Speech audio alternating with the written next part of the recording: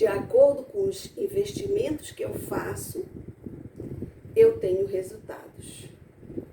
Eu posso escolher os resultados positivos e eu posso fazer os investimentos positivos nessa direção. Então, tudo que pensamos, que sentimos, que falamos e agimos geram resultados objetivos e palpáveis nas nossas vidas. É isso que essa experiência do limão quis nos ensinar. Pense bem, tudo que pensamos, sentimos, falamos e agimos geram resultados objetivos e palpáveis nas nossas vidas. Claro que supõe a graça de Deus. Se nós estamos escolhendo o bem, escolhendo o amor, escolhendo responder com responsabilidade sobre a nossa vida, os resultados virão. Agora, se eu alimento mal meus pensamentos, vivo só desanimado, só penso negativamente, se eu só trago sentimentos negativos dentro de mim, porque isso, porque aquilo, porque eu sou assim, eu não vou conseguir.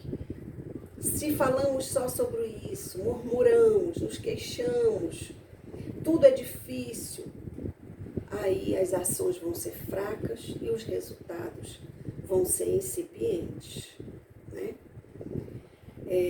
Existe aquela história do canto das sereias, eu acho que vocês já ouviram falar. É como se nós estivéssemos Moisés até usa essa figura de linguagem, o nosso fundador, né? Nós estamos em alto mar e aí estamos navegando bem, os ventos são favoráveis, nós conseguimos ir no rumo certo dentro dos desígnios de amor de Deus para nós, o rumo certo na nossa vocação, na nossa profissão, o rumo certo dentro daquilo que me foi confiado. Mas as sereias começam a cantar. E o canto delas é extremamente sedutor.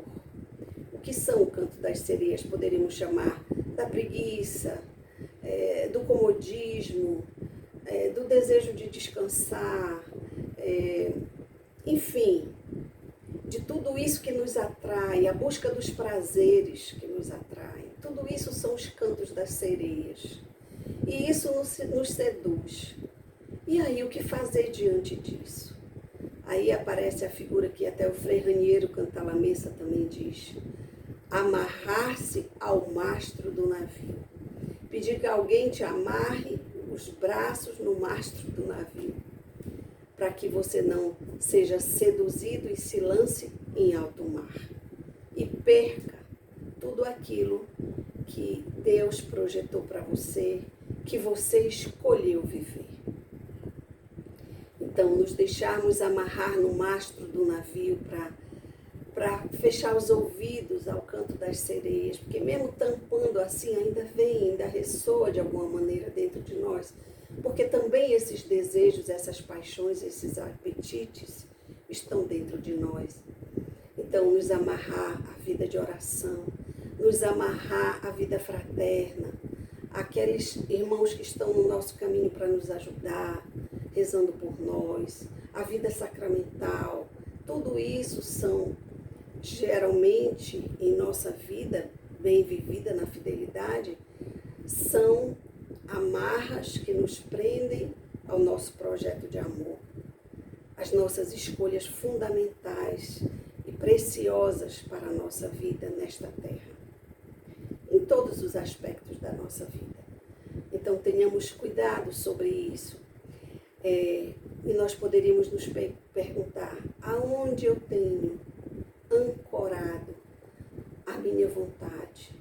Eu posso estar no navio, mas eu posso estar querendo ancorar a minha vontade na cama, no comodismo, na preguiça de rezar no fim de semana, só fazer o que me foi pedido e relevar todo o resto, deixa para lá. Então, eu posso me amarrar em coisas medíocres, mesmo estando dentro de uma comunidade, como é o nosso caso. Então, veja, olhando agora na dimensão dos frutos da nossa vida.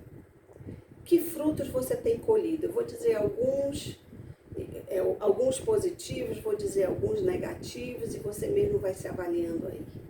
Eu tenho colhido o respeito dos meus irmãos, eu tenho colhido a confiança das minhas autoridades, dos meus irmãos, eu tenho colhido estima, alegria e consolo na vida fraterna, eu tenho colhido realização humana no que eu faço, alegria de viver, a justa estima de mim mesmo e a autoconfiança.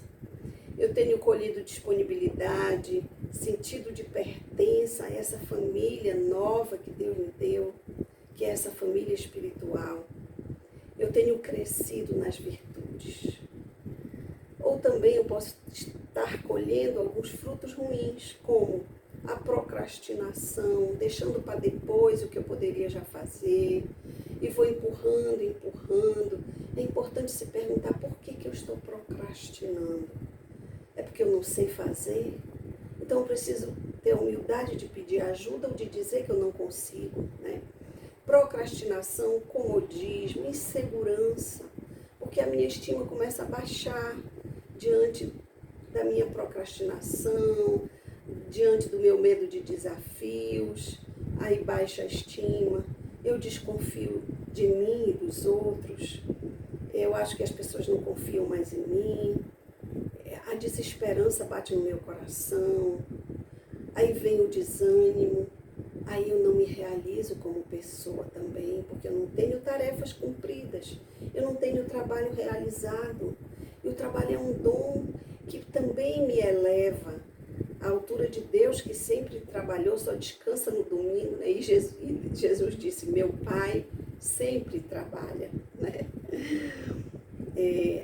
A inadequação na minha convivência fraterna, na minha convivência apostólica, na minha convivência na obra, porque eu estou sempre ali, com medo, na minha zona de conforto e tal, arranjando desculpas, justificativas e etc. Avalie um pouco quais são os frutos que você tem colhido na sua vida e anote, para você celebrar os bons e aí se questionar sobre os frutos ruins, parar diante deles e se perguntar, mas por que eu estou gerando esse fruto? De onde vem? Como eu posso crescer? O que eu preciso aprender para gerar novos frutos saborosos? Tudo isso são questões que é importante nós precisamos sempre nos questionar para crescer, para amadurecer. Porque Deus nos deu o livre-arbítrio. Desde de lá do Éden, Deus deu livre-arbítrio a Adão e Eva e deu toda a criação para que eles pudessem administrar. Mas ao longo da história humana a gente está sempre vendo que aqui e acolá nós homens pisamos na bola, né, e deixamos as coisas rolarem de qualquer maneira. Né? Agora, se você não acredita no livre-arbítrio, você pode estar à mercê, vivendo à mercê das circunstâncias e do mundo que te cerca, ou vivendo para agradar os outros, ou vivendo para os seus afetos, para as suas paixões. Você é livre. E você escolheu hoje estar aqui. Escolhas fortes, que muitas vezes fizeram você sair da sua família de origem, largar um emprego, escolher uma vida de virtude, se converter dos maus hábitos. Então veja, você é livre, escolheu livremente e precisa fazer com que a sua liberdade continue a reescolher aquilo que tem sentido, aquilo para o qual Deus te chamou e aquilo para o qual você vai encontrar realização humana e plenitude, que é o amor e é o bem na tua vida. Ajustar as velas é preciso. Tem um ditado muito interessante que é de um autor desconhecido. Na tempestade, o pessimista reclama do vento. Na tempestade, o otimista espera a tormenta passar. E mesma tempestade, quem é autorresponsável ajusta as velas em direção ao rumo que quer chegar, ao rumo que quer navegar. Vou repetir. Na tempestade, o pessimista reclama do vento. O otimista espera a tormenta passar. E o autorresponsável ajusta as velas. Vamos ficar com essa última parte, ajustar as velas. O que significa? Significa olhar para o fracasso numa postura de aprender com ele. Significa dialogar sobre os desafios ainda não superados, os limites que possam estar me atrapalhando. Significa dar feedback. Significa dar retorno às autoridades, às pessoas, aos irmãos, do que está sendo bom, do que eu estou fazendo. Significa ajustar as velas, significa avaliar o que está sendo bom, o que precisa ser modificado. E para isso eu preciso ser flexível, para admitir que eu posso errar, para admitir que meu temperamento de alguma maneira atrapalhou ali a convivência com a minha equipe de trabalho e que eu preciso melhorar, enfim, ajustar as velas. Pense sobre isso, anote e veja quais são as velas da tua vida que você está precisando ajustar para ser comprometido, empenhado e responsável. Crescer em maturidade sendo responsável. Você só vai amadurecer se você exercitar a responsabilidade. Diante do que me foi confiado e do que é esperado de mim, conhecer as expectativas que o que me confiou aquela tarefa tem sobre a realização dela. É importante, porque eu tenho uma expectativa, eu acho que eu posso ir até ali, mas a pessoa que me confiou aquilo ali pode esperar que eu dê mais 50 passos. Eu preciso ter noção disso. O que você espera desse evento? O que você espera que eu faça nesse ministério que você me confia de coordenar? O que você acha que é esperado de mim na coordenação de casa ou na administração da providência, seja lá o que for.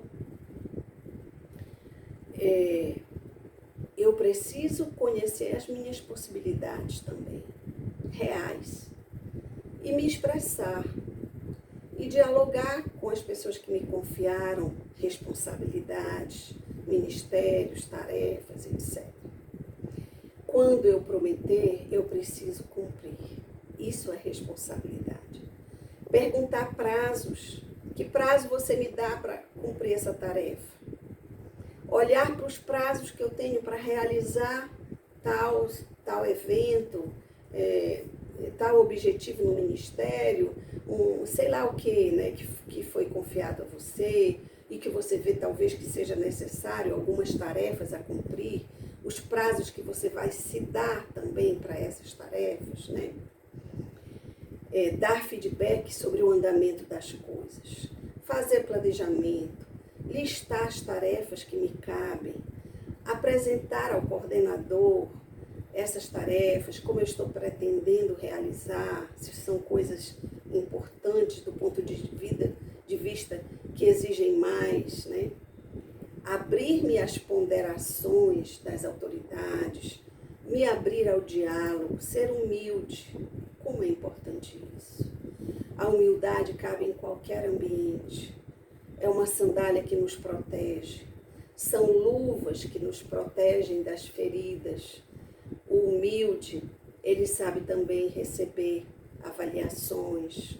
O humilde pede ajuda. O humilde reconhece o erro, pede perdão e repara os erros, né? Então, crescer em maturidade é também ter sentido de pertença. Não lavar as mãos diante daquilo que você vê, tipo, a lixeira está transbordante, ninguém botou o lixo no canto. E você vê na sua casa, é a sua família, que custa fazer um bem aos seus irmãos, juntando ali, amarrando o saco de lixo, levando onde tem que levar. Não me custa. Isso é amor. Isso é não lavar as mãos. Isso é responsabilidade sobre a minha casa, sobre a minha família. Né? É submeter-me também com confiança e verdade às obrigações que eu devo fazer, às obediências que eu devo ter. É obedecer no diálogo, é assumir meus atos e aceitar as consequências desses atos, sendo boas ou não, mas talvez também, algumas vezes, né? Assumir os erros e repará-los. Aí nós temos o exemplo de Paulo e Zaqueu, por exemplo. Zaqueu, que fez um monte de coisa errada. E quando encontra Jesus e todo mundo começa a se indignar, ele vai jantar na casa desse pecador, não vem na minha, por exemplo. Né? Imagino assim as más línguas ali, mesmo que não dissesse conscientemente, talvez ali pensasse, né? Ele é muito pior do que eu e ele vai jantar, Jesus vai jantar na casa dele. E Jesus, Zaqueu, ouvindo a murmuração, ele diz: Senhor, se eu roubei, vou devolver 4 vezes mais o que eu roubei. E vou distribuir todos os meus bens, vou dar metade dos meus bens aos pobres. Isso é reparar o mal de uma forma generosa, humilde, desejosa de seguir a Cristo. E Jesus responde a ele: hoje a salvação entrou na tua casa, porque também tu és filho de Abraão. E eu digo a você, tu és filho de Deus. Eu sou filha de Deus. Deixemos que a salvação invada o nosso coração, pelas boas obras, pela reparação. E Paulo, que falar de Paulo? Paulo que matou cristãos, que perseguiu famílias, que torturou, que um dia encontrou Jesus e ficou cego e ficou atordoado com aquele encontro tão desestruturante da vida dele passada. E claro que ele fez isso achando que estava fazendo um bem, ele era fariseu convicto. Mas ali, sabendo as vidas que ele ceifou, a palavra só fala especificamente de Estevão, mas ele mesmo fala em algum momento. E ele, então, saiu daquele estado e passou a um estado de protagonismo cristão. Um protagonismo tão grande que ele entregou a vida, consumiu a vida, viveu batalhas, torturas, perseguições, tribulações, tudo no mundo, ameaças. Mas ele estava ali determinado, maduro, responsável pela missão que o Senhor confiou a ele. Então é admirável, né? E a palavra de Deus tem muitos exemplos que podem nos edificar. E mesmo assim Paulo falava de um espinho na carne, que a gente não sabe o que é. E a gente vê um Pedro que negou Jesus, a gente vê, portanto, a caminhada dos santos como um processo de reescolhas, de cair e levantar, aprender com os erros e prosseguir, prevenir novos erros, mas não deixar sua responsabilidade de responder positivamente a um chamado de Deus, a um desígnio de Deus, a uma realização da sua vida da melhor forma possível, o mais elevada que você pode fazer. Então, quais são os frutos da responsabilidade para a gente fechar a nossa reflexão de hoje? Os frutos da responsabilidade são o amadurecimento. Eu aprendo a agir mesmo em meio aos desafios, às tempestades da vida. Eu não abro mão de prosseguir o meu caminho. Eu aprendo a dominar os meus impulsos e fazer o que eu devo fazer naquela hora. A fugir das ocasiões que me destemperam, que me fazem perder o controle da minha vida, por exemplo. Eu aprendo a lidar com as frustrações. Eu aprendo a superar os desafios para alcançar os objetivos que me foram propostos, que eu escolhi. Eu cresço nas virtudes. A principal é a responsabilidade mesmo. E sendo responsável, eu cresço na paciência com os meus irmãos, na benignidade, na benevolência. Eu cresço na fortaleza de enfrentar os desafios. Eu cresço em coragem de estar à frente das coisas com a graça de Deus. Eu cresço em generosidade, em sentido de pertença, em humildade. E pertencendo a essa família, eu não lavo minhas mãos diante da minha família, diante da vida dos meus irmãos, do bem que eu posso fazer, independente de ser atribuição oficial a mim, mas um dever de amor que me faz crescer nesse aspecto também, quando eu busco ser responsável. Que o Senhor nos abençoe, que Nossa Senhora caminhe conosco e nos encha de força, de coragem e ilumine as nossas decisões, as nossas escolhas, intercedendo pelas nossas necessidades. Deus te abençoe. Shalom.